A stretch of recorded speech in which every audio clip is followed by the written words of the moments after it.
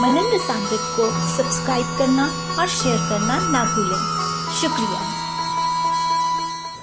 बंधुओं, अब तक हम श्रवण कर चुके हैं कि एक बार माँ यशोदा तन्मयता से सुबह सुबह के समय सांवरे के लिए माखन भिगो रही थी और मुखारविंद से सांवरे की ही हुई अभी तक की लीलाओं का गुणगान भी कर रही थी।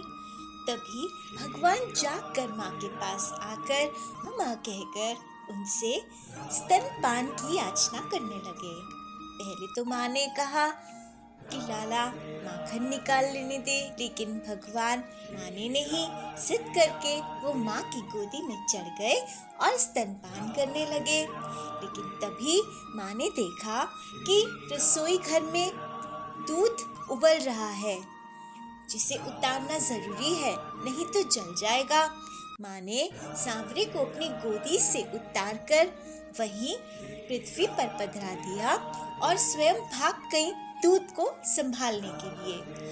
दूध तो संभल गया, लेकिन यहाँ पूत उबल गया। भगवान जी को बहुत क्रोध आ गया कि माँ मुझे अतृप्त ही छोड़कर चली गई।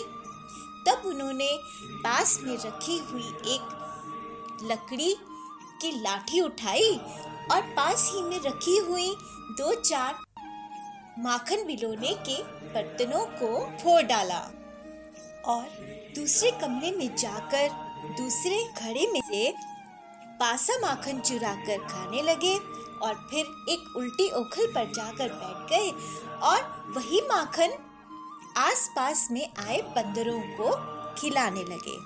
अब इधर जब माँ दूध को संभालने के बाद कमरे में आई तो उन्होंने अपनी मटकियों को फूटा हुआ देखा। पहले तो माँ को हंसी आई, फिर माँ को याद आया कि सारी की सारी गोली में भगवान की यही शिकायत लगाती है कि सांवरा उनकी मटकियों को फोड़ जाते हैं, लेकिन माँ अभी तक मानती नहीं थी। आज उन्होंने पहली बार अपने घर में अपने लाडले की करतूत देखी थी, तो माँ ने सोचा नहीं, सांवरे को थोड़ा सा धमकाना जरूरी है। तो माँ इधर उधर सांवरे को देखने लगी। यहाँ पर शुकदेव जी कुछ जरूरी बातों पर प्रकाश डाल रहे हैं, जैसे कि भगवान को क्रोध क्यों आया। जहाँ शुकदेव जी सांवरे को अतृप्त नाम दे रहे हैं कि सांवरे का मन भक्तों के हृदय रस से, स्नेह से कभी तृप्त नहीं होता, वहीं सुबोधिनी जी में वल्लभाचार्य जी कह रहे हैं कि भगवान को क्रोध ही इसलिए आया क्योंकि भगवान स्वयं तो कुछ खाते पीते नहीं है, लेकिन उनके अंदर विश्व समाया हुआ है और उसी विश्व में जो छोटे छोटे बच्चे हैं, भगवान उनकी तृप्ति के लिए दूध पीते हैं, उनकी तृप्ति के लिए माखन खाते हैं। और जब माँ ने सांवरे को अतृप्त छोड़ दिया तो उन शिशुओं को अतृप्त छोड़ दिया। ये बात भगवान को अच्छी नहीं लगी, इसलिए भगवान को क्रोध आया। दूसरा कि उन्होंने अपना क्रोध निकालने के लिए उन मटकियों को ही क्यों चुना।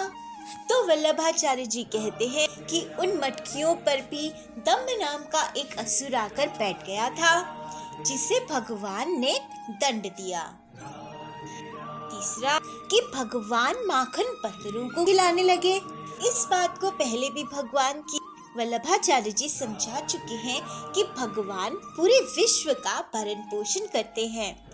उस पर भी बंदरों ने राम अवतार में सांवरे की कितनी मदद की थी।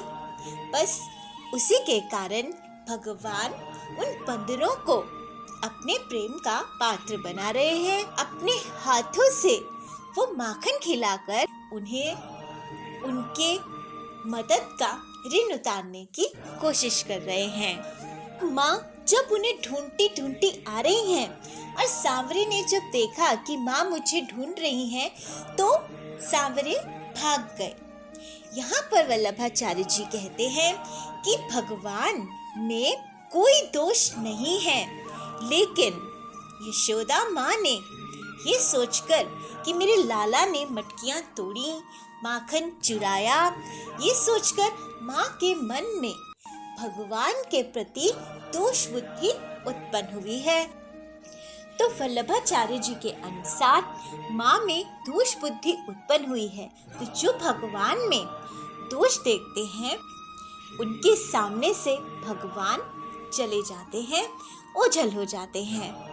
अब इसी बात को शुकदेव जी भी बता रहे हैं। शुकदेव जी कहते हैं कि भगवान कहते हैं कि मेरी तृप्ति का प्रयत्न छोड़कर छोटी मोटी वस्तुओं पर दृष्टि डालना केवल अर्थहानि का ही हेतु नहीं है, मुझे भी आंखों से ओझल कर देता है। यानी भगवान को छोड़कर, भगवान को भूलकर संसार की छोटी मोटी कामनाओं के पीछे भागने वाले से भगवान फिर टूटकर थोड़ी से ओझल हो जाते हैं उसकी आंखों से। तो शुकदेव जी ये बता रहे हैं। आगे शुकदेव जी यहाँ पे और एक बात बता रहे हैं कि देखिए यहाँ पे यशोदा मैया को अज्ञान है, वो भूल चुकी हैं कि ये तो भगवान है जिन्हें तप करके हमने अपने पुत्र के रूप में माना था, और जब भगवान उनके पास पुत्र रूप में आए हैं तो वो भूल चुकी हैं कि भगवान है और उन्हें ऐसे ही समझ रही हैं कि वो हमारे ही साधारण से लाला हैं। तो इस बात को शुकदेव जी यहाँ समझा रहे हैं कि ये अज्ञानता क्या है। शुकदेव कहते हैं कि भगवान के ऐश्वर्य ज्ञान दो प्रकार से होता है, एक तो साधारण प्राकृतिक जीवों को और दूसरा भगवान के नित्य सिद्ध प्रेमी परिकरों को। अब माँ तो प्रेमी सिद्ध परिकर ही है और साधारण जीव हम हैं। माँ तो सिद्ध है, माँ परिकर है, लेकिन फिर भी भगवान को भूल चुकी है। तो ये अज्ञान भगवान की स्वरूप भूता चिन्मयी लीला के अप्राकृतिक नित्य सिद्ध परिकर को ये अज्ञान क्यों हुआ? तो शुकदेव जी कहते हैं कि भगवान के प्रति वात्सल्य भाव, शिशु प्रेम की गाढ़ता के कारण ही उनका ऐश्वर्य ज्ञान अभिभूत हो जाता है, अन्यथा उनमें अज्ञान की तो संभावना ही नहीं है। तो शुकदेव जी कहते हैं कि भगवान के सिद्ध प्रेमियों की अवस्था जो होती है वो तुर्या अवस्था अथवा समाधि का भी अतिक्रमण करके सहज प्रेम में रहती है। मतलब भजन की साधना तुर्या अवस्था से ऊपर भी प्रेम की अवस्था है। तो माँ उस प्रेम की वात्सल्य रस में डूबी हुई हैं और वहाँ प्राकृत अज्ञान, मोह, रजोगुण और तमोगुण की तो बात ही क्या, प्राकृत सभी गति नहीं है। लेकिन फिर भी माँ अज्ञान की बात करी है कि माखन सांवरे ने चुराया, मटकी सांवरे ने फोड़ी, और उससे ऊपर भी एक और दोष की बात कि भगवान को दंड देने के लिए जा रही हैं। तो शुकदेव जी कहते हैं कि भगवान की इच्छा से ही, भगवान की लीला की सिद्धि के लिए ही, उनकी लीला शक्ति का ही एक विशेष चमत्कार है कि माँ सब कुछ भूलकर एक अज्ञानी की तरह बर्ताव कर रही हैं। तो माँ अब सांवरे को ढूंढ रही है कि मैं उसे पकड़कर दंड दूं। और सांवरे ने जब ये देख लिया कि माँ मुझे दंड देने की आ रही है, तो भगवान वहां से भी भागने लगे। माँ ने जब सांवरे को भागते हुए देखा तो माँ भी उनके पीछे उन्हें पकड़ने के लिए दौड़ी। सांवरे कभी इधर भागते, कभी उधर भागते। माँ थोड़ी बड़ी उम्र की थी, कितना भाग लेती। आखिरकार थक कर बैठ गईं। अब जब सांवरे ने देखा कि माँ मेरे पीछे भाग भाग कर थक गई हैं, बैठी हैं, तो सांवरे खुद ही माँ के पास चले आए। अब यहाँ शुकदेव जी कहते हैं कि जब माँ संसार के पीछे दौड़ गई थी भगवान को छोड़कर, तो भगवान भी उससे दूर हो गए थे। लेकिन जब सारे संसार को छोड़कर माँ फिर से सांवरे के पीछे दौड़ी, तो भगवान भी अपने आप उनके पास चले आए। पीछे दौड़ने पर भी माँ पकड़ नहीं पाई। माँ सब कुछ छोड़कर हार कर बैठ गई। तब भगवान अपनी कृपा से उनके पास चले आए। तो यहाँ पर भक्त अपने साधन से भगवान को नहीं पा सकता। भगवान जब भी आते हैं अपनी कृपा करके ही आते हैं। जब भगवान माँ के पास आ गए, तब माँ ने उन्हें पकड़ लिया और पास में ही पड़ी हुई छड़ी दिखाकर उन्हें डराने लगी। सुखदेव जी कहते हैं, कृतागसम तम प्ररुदंतम इक्षिणी कशंतम जन्मशिणी स्वपान्ना उद्वीक्ष्यमाणं भय विहलेषणं हस्ते गृहीत्वा भिषन्त्य वागुरन्। सुखदेव जी कहते हैं, माँ भगवान के दोनों हाथों को पकड़कर उन्हें डंडी दिखाकर, छड़ी दिखाकर डराने लगी। उस समय भगवान की झांकी बड़ी विलक्षण हो रही थी। अपराध तो किया ही था, इसलिए रुलाई रोकने पर भी नहीं रुक रही थी। भगवान हाथों से आंखें मल रहे थे, इसलिए मुंह पर काजल की स्याही फैल गई थी। टूटने के भय से आंखें ऊपर की ओर उठ गई थी। उनसे व्याकुलता सूचित होती थी। माँ उन्हें डांटने लगी। माँ की डांट बड़ी मीठी थी। माँ ने कहा, अरे अशांत प्रकृति, वानर बंधु मंथनी स्फोटक, अब तुझे माखन कहाँ से मिलेगा?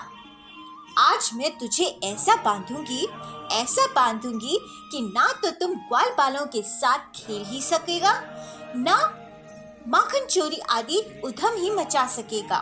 भगवान ने कहा, अरे मैया मुझे मत मार। माँ ने कहा, यदि तुम्हें पिटने का इतना डर था तो मटके क्यों फोड़े? भगवान ने कहा, अरे मैया मैं अब ऐसा कभी नहीं करूँगा। तू अपने हाथों से छड़ी छोड़ दे, मुझे मत मार। त्यक्त्वा यष्टिं सुतं भीतं विज्ञाया भगवत्सला येष किल तम बद्धुम दामनात् द्विय कोविदा। जब यशोदा जी ने देखा कि लल्ला तो बहुत डर गया है, तब उनके हृदय में वात्सल्य स्नेह उमड़ आया। अब माँ तो माँ होती है, उन्होंने छड़ी फेंक दी। इसके बाद सोचा कि मैं इसको एक बार रस्सी से बांध देती हूँ, नहीं तो ये कहीं फिर से भाग जाएगा और मुझे फिर भागकर इसे पकड़ना पड़ेगा। सुखदेव जी कहते हैं, माँ पूरी तरह सांवरे का ऐश्वर्य भूल चुकी थी।